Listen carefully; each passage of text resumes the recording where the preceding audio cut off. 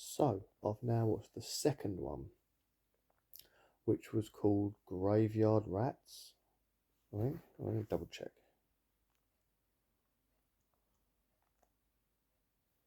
Yeah, it was called Graveyard Rat. Ah! Being attacked by a doll. It's supposed to be a decoration. Yeah, so Graveyard Rats. It reminded me a lot of Graveyard Shift, which is a Stephen King novel. It's obviously loosely based on that, I think. Obviously, I made a movie in the 80s, I believe. But basically, the story is we start off with this guy. No, she's fought off two guys robbing, like two grave robbers. They're getting in a coffin, and then this guy turns up with a gun. And he holds them at gunpoint, and he's like, "Right, I'm the caretaker here. I want all that stuff." So he takes it all back, and you think he's like doing the right thing, stopping the grave robbers. It turns out he's a grave robber as well, and he just goes back in the coffin and rips out the teeth, like the gold teeth of the person in the coffin. Sounds a bit gruesome. Then we go, and he kind of seems like a bit of a tough guy. But then when we see him a couple of minutes later when he's in town, he obviously owes money to some proper mean type people. Because he goes up to like their sort of henchman who's cutting up fish, gutting, filleting fish. Goes up to him, and he's terrified of him. So he goes from being this real tough guy with a gun, like, give me your stuff, and he's terrified. And then we find out sort of he owes quite a bit of money, and they're basically going to do him in if he doesn't pay the money. So we know this is not a good thing. He then goes off to like a mortuary, obviously because he's been a caretaker of the graves, obviously knows the mortuary people. And he's obviously got some sort of deal going on with him where he's looking for people with like gold teeth and some money people, so he knows which graves to rob. So then he goes. This is the bit that really makes me laugh because they basically he finds out that one of the corpses that's there has a lot of gold teeth, and he wants to straight away stop ripping out. He's desperate for his money. He's almost about to rip them out there. But the guy that sort of running the mortuary says, no, you have to wait because they'll see it, they'll know, and then they'll be on to us, and we can't have that. So anyway, the guy's got to wait. Now, what we found out earlier when he was talking to the henchman was that rats have been taking the corpses before he can get to them, literally taking the entire corpse. And the henchman said, look, rats don't do that. So we know that rats are a problem. He also got bit by a rat earlier as well, and this was a mutant looking rat. It looked all messed up.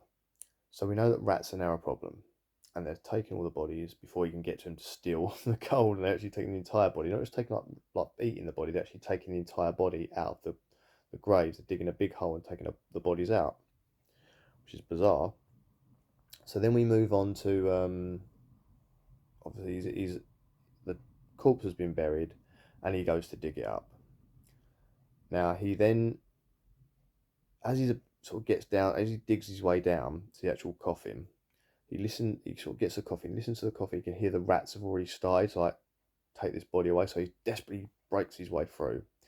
As he opens up the coffin, you just see the feet of the corpse disappear through this big hole at the bottom of the coffin. It was quite funny. So then he's like stressing, he's like, oh no, no, and he decides, so screw it, I'm going in there. And we found out earlier he's claustrophobic. But he's going in there anyway. He's going to follow the rats through this tunnel, which is probably about the same size as him. He's real tight squeeze in there, and he basically he follows these rats down there, and he's got his torch. Every so often you can sort of see the rats, these feet of this dead body sort of being dragged away, and he's trying to follow that. So he does a good job following it, and then he sort of almost falls down a hole that's sort of there, that's sort of dug in. He sort of manages to get around the hole, and he's still following these rats. And then he sort of catches his head or his eye. I don't know if he gets poked in the eye, if he gets poked in the head by like a root, and he sort of freaks out. He goes to pull the root, and the whole thing collapses on him.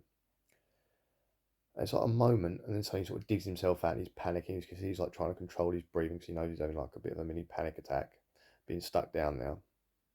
So after he sort of gets his breath back, he then starts following the rats again, and then suddenly sort of he hears a noise. He's going to kill all the rats. He's all peed off, and he hears a noise from behind him. The rats sort of come at him and run straight over the top of him. Don't actually do anything to him. Sort of run over him. And they sort of start attacking him. As he's trying to he's got like a gun. He's trying to shoot the rats. He shoots himself in the foot, which is bizarre because they never really go back to this again. But he shot himself in the foot. So after he shot himself in the foot, he's still trying to sort of like leg it away, and he And he sort of comes this sort of like opening. Oh yeah, he finds the rat that bit him earlier on, and he shoots that, the manky looking rat. So, and it sort of explodes. And then he hears something. So as he looks down this like tunnel, there is the biggest rat. It's kind of like a giant mega rat, and it's about the size of like a like a big cat. It's a huge, massive rat. It's all like it's more skin than fur. It's all like looks like it's blind. It's got these massive, sharp like teeth at the front, like real sharp things. And it sort of goes for him, starts chasing him around, and he sort of legs it away. And as he's running, like scurrying away from this rat, he falls down one of these holes and goes deep down. And this is where it gets really bizarre because he goes down this hole and lands in like a pit of skeletons. And he's in there, and he's sort of looking around, and he starts to see that there's some jewelry down, so he starts trying to pocket all the jewelry. And then you see this like statue of like a looks like a god, but it's like a it's got like a so this is like the head of the god, got like a line down here, and then he's these tentacle things sticking out of it. So he sees that, and as he turns, he sees this corpse that's sort of sitting upright. And it's got like vines and roots and digging through it, and it's got this necklace on with the same sort of head that's on the statue, but it's like gold. It's all full of jewels. Now, the thing I've noticed is it's very much about greed. The first two episodes of this TV show, Cabinet of Curiosities, is a very much about greed. So, like, obviously, the first episode, the guy was greedy. He wanted the money to pay off henchmen. Same in this one. They both want to owe money for debt collectors. Anyway, that's the first two episodes. But anyway, so in this episode, so he sees this corpse, tries to get the chain, starts pulling this chain off, and it breaks away. And suddenly the corpse comes to life, and this comes from nowhere. And because the corpse is sort of like got loads of roots and stuff all going through its stomach and its legs, it sort of rips away from that as it grabs hold of him. And it's sort of like the torso part of the corpse, so no legs, sort of from the stomach upwards is all that's left. He's trying to grab at this thing. And there's like a bit of a tussle into it, and he runs away. He sort of manages to get this corpse off him. He goes up this hole, and then he gets in the worst predicament because he's up in this like long tunnel bit in this labyrinth of tunnels. He's stuck in his tunnel, and at one end of the tunnel, he's got the corpse ring running at him, and the giant rat turns up at the other end of the tunnel and starts coming at him as well. And he's literally just like, "Oh no, which way do I go?" Because he's got no choice. And then what he does, he sort of struggles a bit, and he pulls down this like root vine thing, and it dislodges a giant rock which lands on the big giant mega rat and kills the mega rat like to death. Looks like the head explodes, and as it does, it traps the corpse as well, the sort of zombie corpse thing. It traps that in the cave. So he's literally lucked out. He's like, wow, look at this. This is amazing. Like, I'm luckiest man alive. I've managed to kill the big rat and trap the corpse at the same time. So he's having a good time. He then sees a light at the end of one of the tunnels that's sort of further up. So he climbs up to this light. And when he gets up there, it's like this bloke is just having the worst day. Because he gets up there and he realizes he's actually inside of a coffin. And the light was the sort of like thing they stick on the coffin. So he sort of says something like, I can't remember if it's like rest in peace or something. And that's what he saw as the light. He's actually trapped inside of a coffin. And with that, next thing you know, these rats just sort of like tear into the coffin and they're running all over him. And we get sort of a break. And then we get this moment where the grave opens and the two grave robbers we saw at the beginning are robbing graves again. They see his body in there. They're like, oh, it's him, like that. And suddenly one of the best effects I've seen, which I think is fantastic, is you start to see the the corpse, like the body of him. Obviously he's dead now because the rats have got him.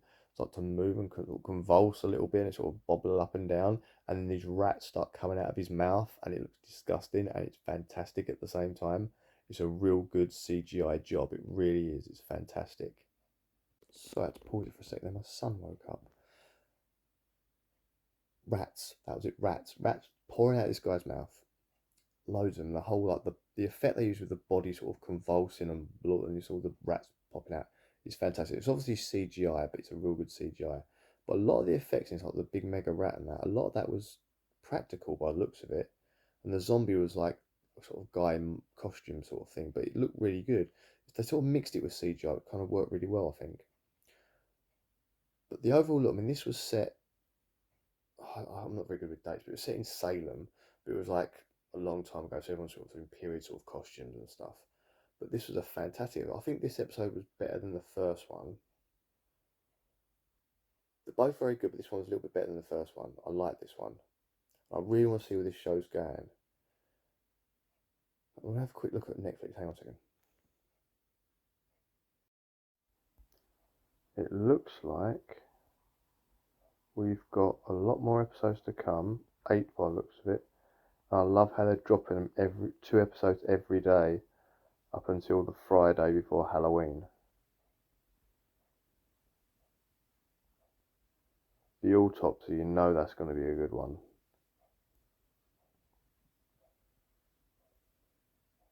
Dreams in the Witch House. Ooh. The Murmuring.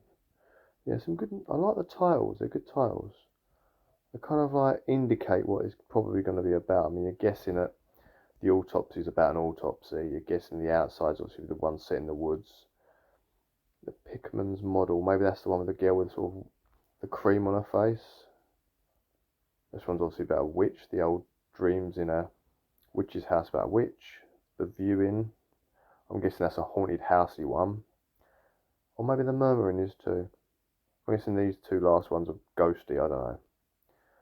But I really definitely cannot wait to find out. This is a really good series so far.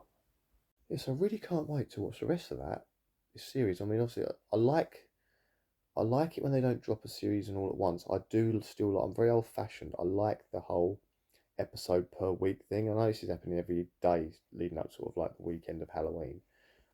But I still like the 1 episode a week. I like the way Disney Plus do the 1 episode a week, because that reminds me sort of when I was younger, it sort of stretches it out. I feel like you've got something to look forward to. When they drop a whole series and you binge watch it, it's kind of like done. If you know what I mean, it's kind of done. It's sort of over with. So I like staggering it. I like to watch it every so often. I'm quite glad they're sort of doing that. Anyway, that was the first 2 episodes now done. So I'm doing that, so you can only see 1, but yeah, 2 episodes done of Del Toro's Cabinet of Curiosities, and I'm quite looking forward to the next one. So I might do those tomorrow night. We will see. Anyway, guys, like and subscribe, and also comment below. Let me know what you thought of it. I'd like to know what you thought of this show so far. This is obviously the Graveyard Shift one, but we'll see what happens.